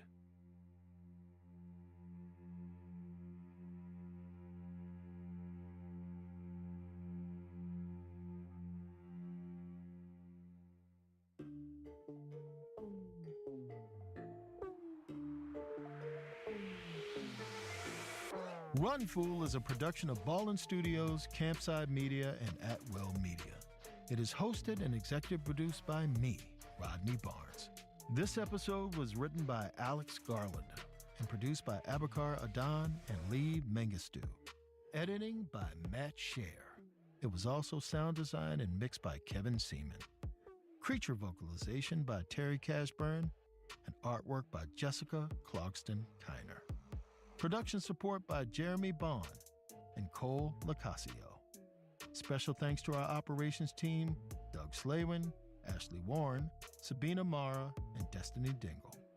Executive producers at Ballin Studios are Mr. Ballin, Nick Witters, and Zach Levin. Executive producers at Will Media are Will Malnati and Rosie Guerin. Executive producers at Campside Media are Matt Scher, Josh Dean, Vanessa Gregoriadis, and Adam Paul. Thanks for listening, and see you next week.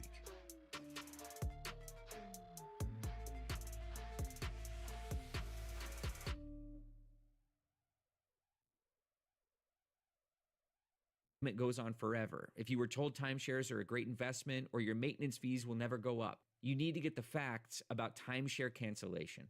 For over 10 years, Wesley Financial Group has been dedicated to helping folks get out of a lifetime of debt by canceling their timeshares. So they created a free timeshare exit information kit that reveals how the timeshare industry works and your options for cancellation. To get your free timeshare exit information kit, simply go to icanceltimeshare.com. That's the letter I, canceltimeshare.com. icanceltimeshare.com. Connection. It's what we crave. We know how good it feels to have it, how bad it feels to lose it, how we do anything to get it back, even something crazy. A few years ago, I went through a bad breakup. It drove me out of my mind and into my car. Before I knew it, I was road tripping across the Southwest, trying to outrun my feelings. I'd never been to Santa Fe, but I'd hoped to find peace in New Mexico. Let the desert sun bake the bad vibes out of my brain. Well, love led me astray. I didn't realize that Santa Fe was actually a mountain town high in the Rockies.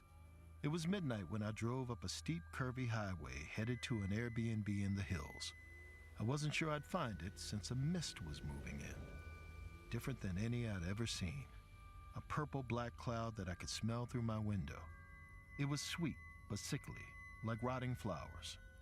Even after flicking on my brights, I couldn't see more than 5 feet ahead.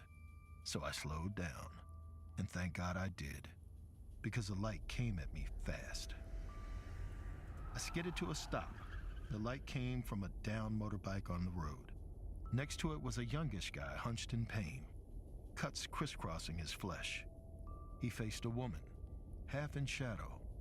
All I saw was a glimpse of her dark hair shining in the moonlight. The man dashed to my car, begging for help. I unlocked the door, he scrambled in, and I told him he needed a doctor. He said I could take him anywhere but here. I shifted into gear, then remembered the woman he was with. I looked to the road, but she was gone. I asked, where was she? Who was she? My terrified passenger whispered, the date from hell.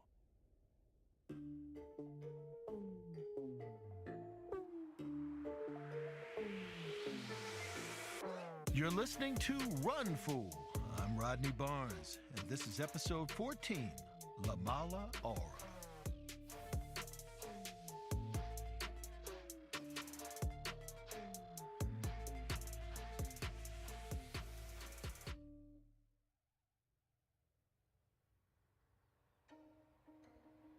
I drove downhill, scanning my phone for a nearby hospital. My passenger was out of it, kept looking back, mumbling at me to speed up. We had to beat the mist. Look, it did seem like the mist was tailing us, but I chalked it up to my nerves. I had to stay focused and keep this guy lucid, so I peppered him with questions. I found out his name was Jay. Good start. But when I asked how a date led to this mess, he let out a half sob, half laugh. You wouldn't believe me if I told you. I put a hand on his shoulder and said, try me. A couple months ago, Jay hunched in his half-furnished condo, staring at a dating app. He felt like the oldest man in the world. He wasn't, but Jay was 35, and he'd never been on a dating app. Hadn't even been on a date since he was 20, since Eve. That was back in Philly, his hometown. Jay met Eve in college, where he was a poetry major and she was a scientist. It was opposites attract and love at first sight. Their friends hooked up and broke up and rewrote their lives through their 20s, but Jay and Eve were rock solid. He treated her like royalty, and he thought they'd last forever, until she blindsided him with a confession. This isn't working for me. She wasn't sure if Jay was there because she loved him, or if she just loved Jay because he was there. Eve squeezed his arm, insisting, you deserve better. She said it kindly, but it felt so cruel. Jay wished he could be cruel right back, wished he could make Eve suffer for stringing him along, but it wasn't in his nature, so he willed his heart to go numb. If she didn't want him there, he'd get gone. Jay was too old for a quarter-life crisis and too young for a midlife crisis, so he split the difference. He took a job at a startup as an HR manager all the way across the country in Santa Fe. He buzzed his hair, got into CrossFit and Japanese whiskey. He even bought a motorcycle. Poor guy. One lonely Friday, Jay finally felt semi-human. So he texted his buddies back east. How do dating apps work? They told him about one called Moment. It wasn't free, but the girls were quality. Verified. No Tinder swindlers or axe murderers. Jay made a profile and with a few mediocre selfies and a bio that was short, sincere, and kind of a snooze. He flexed his thumbs, heard his knuckles crack. It was time to swipe. The rules were easy. Right for a like, left for a pass. He figured this would just be a fun way to kill some time. But his jaw dropped when he saw Lila's profile. She had dark hair, sun-kissed skin, hypnotic indigo eyes. Lila was as hot as Eve was beautiful, her opposite and equal. But Jay was wary. She looked too good to be true. Still, it couldn't hurt to read her bio. Santa Fe native, jaded in a fun way. Big fan of first dates, second chances, and third base. If you're lucky. Jay laughed and swiped right, and they matched. A shiver ran down his spine. Jay knew deep in his bones Lila would change his life. When Lila sauntered into the martini bar later that night, Jay almost fell out of his booth. She looked like a queen from Game of Thrones, dark hair cascading down her midnight blue cape dress. Everyone around her stared, intrigued, afraid, and aroused, just like Jay, who gave her a nervous wave. Lila slipped into the booth, perfume wafted off her, wild and sweet. Jay opened his mouth, praying he wouldn't babble, but Lila spoke first. "So, Jay, how dirty do you like your martini?" Lila wasn't just supernaturally hot. She was also funny, smart, and a good listener, so Jay poured his heart out. Not about his breakup, that'd be pathetic, but about how hard it was to make friends in a new town. About his depressing HR job where he strung people along before laying them off. Lila put her hand on his, and Jay felt a jolt. Her fingers were cold, but he felt warm, disoriented, like it was in a fever dream. She told him she understood completely, about loneliness and about work. In a daze, Jay asked, "What do you do?" Lila looked away, vulnerable. She didn't like to talk about her job. People got touchy. They said she'd made everyone's lives worse. Jay cocked his head. Maybe it was the drinks, but he couldn't figure out what the hell she meant. Then it came to him. "Oh, you're a health insurance rep, right?" Lila burst out laughing. Jay felt like a king. The bar closed at midnight, so Jay and Lila reluctantly wandered out. Feeling bold, he took her hand and pointed to his motorcycle. Did she want to take a ride? A torn Lila ran a hand across his cheek and murmured she did, but she had work to do. Then she winked and whispered, "Next time." Jay rode off, feeling young and alive. It was a beautiful night. An ethereal mist spread through the street, curling around him like an embrace. He took a deep breath. It smelled as sweet as Lila did. He picked up speed, already planning their next date. He couldn't remember the last time he felt so hopeful, until he realized it was 15 years ago after his first date with his ex. And like the mist, doubt crept in. What the hell was he doing, falling for the first woman he met after Eve like a chump? Lila would probably break his heart too, and Jay wasn't here to get played again. He pulled over, whipped out his phone, and opened up the Moment app. Went to Lila's profile and clicked block. It faded away, and so did his anxiety, until her profile reappeared. Jay frowned. Glitchy-ass app. He grunted, trying to avoid Lila's hypnotic gaze in her picture. He clicked block for a second time, and now the app bugged and pixelated, flickering before it froze on Lila. No matter what he did, Jay couldn't quit the app or get rid of it. And the longer he looked at her picture, Jay could swear Lila's eyes were getting angrier. That night, Jay awoke to a pinging sound. He blinked, realizing that he couldn't see much. Mist filled his room, floating in from a window he swore he'd closed. His phone lit up like a lighthouse in the fog. He grabbed it. The pings came from the Moment app. Messages from Lila, who he'd blocked. One word, over and over. Why? Why? Why? Jay heard a cracking sound, then gasped as his phone screen splintered. A clawed hand burst through the screen and throttled his neck. He screamed and choked and threw his phone across the room. It slammed against the wall. And Jay actually woke up. His window was closed. The morning sun shone outside. He was safe and alone. He shuffled over to grab his phone from where he'd thrown it in his nightmare. It was scuffed, but otherwise fine. He opened Moment, Lila's profile was finally gone. And even better, he'd gotten some new matches. Jay smirked. There were hundreds of Lilas out there, and meeting them sounded way better than catching feelings again. It was time to make some changes. Jay revamped his moment page with a cocky, flirty bio and a main picture of him on his motorcycle.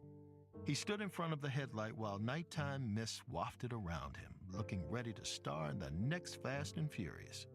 He studied the best selfie angles and even uploaded a shirtless one that he photoshopped a bit. Everyone uses filters, right? Most importantly, Jay swiped like the wind, all day. Left, right, left, right. At first it made his hands ache, but now he was a pro. His thumbs practically had abs. He went on dozens of dates following strict rules. They had to be in Santa Fe's hippest bars, so if the date was a dud, he'd still get to know the nightlife better. They could last an hour max, and he could only have one drink, so he wouldn't get sloppy or sentimental.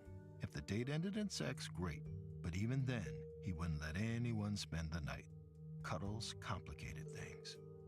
Jay had fun dating, but he really got off on swiping, on feeling wanted as matches came in.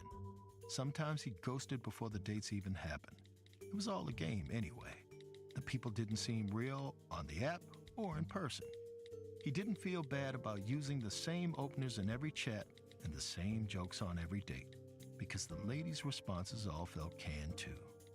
The old Jay would have been upset by the fact that everyone on these apps seemed like zombies. But new Jay, who didn't catch feelings, he figured this was how modern dating went. You swiped, you met up, you sipped some pricey cocktails, you kept one eye on your date while the other eye searched the room, hoping for something better out there. And your date did the same thing. Jay could live with that. Jay sat in a plush leather booth on his 30th date, maybe. He couldn't keep track. He nursed a bourbon while this girl, Marcy, yapped about the new age crystal store she owned. She was a local, nice enough, cute enough, a B+ in human form. Marcy cleared her throat. It was Jay's cue to respond, which was tough since he hadn't really listened. He went with the old standard. Wow, that's wild. Marcy let out a half-hearted giggle and said she had to use the restroom. She tottered off in her stilettos, and Jay looked around at all the other zombie-like couples. He wondered if any of them would last. Probably not. Someone caught his eye at the far side of the room. A woman leaned at the bar. The light was dim, the air almost hazy, and her back was turned. But from the dark hair, the cape dress, and the martini in her hand, Jay was pretty sure was Lila. In fact, he could even smell her perfume. Like she sensed him, Lila slowly turned to look right at Jay. Her gaze burned with rage and hunger. Jay felt his vision blur and his ears ring, so he ducked into the booth breathless. They'd only been on one date. Why'd he feel so guilty and scared? Jay clenched his jaw, angry at his loss of control. He wouldn't let a pissed-off cast-off ruin his night. He leaned forward to peer at the bar. Now, Lila was gone. A couple sat in her place. He started to wonder if she'd ever been there at all, or if he was losing his mind, when someone grabbed his arm.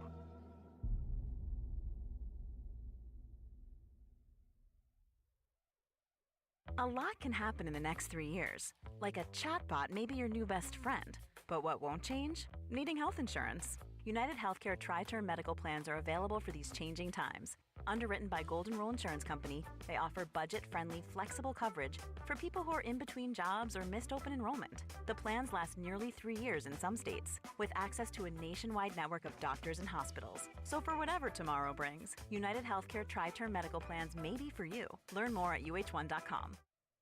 If you love that chicken from Popeyes, you'll also love that flounder fish sandwich and shrimp tackle box from Popeyes.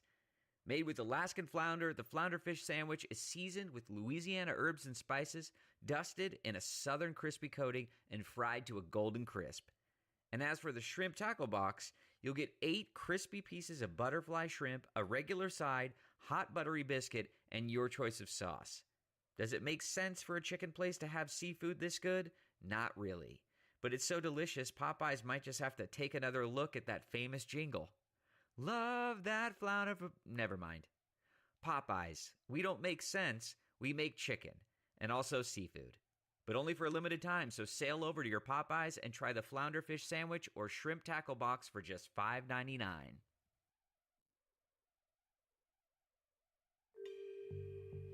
Jay yelped, terrified that Lila had come to confront him. But it was just his date, Marcy, who he'd honestly forgotten about.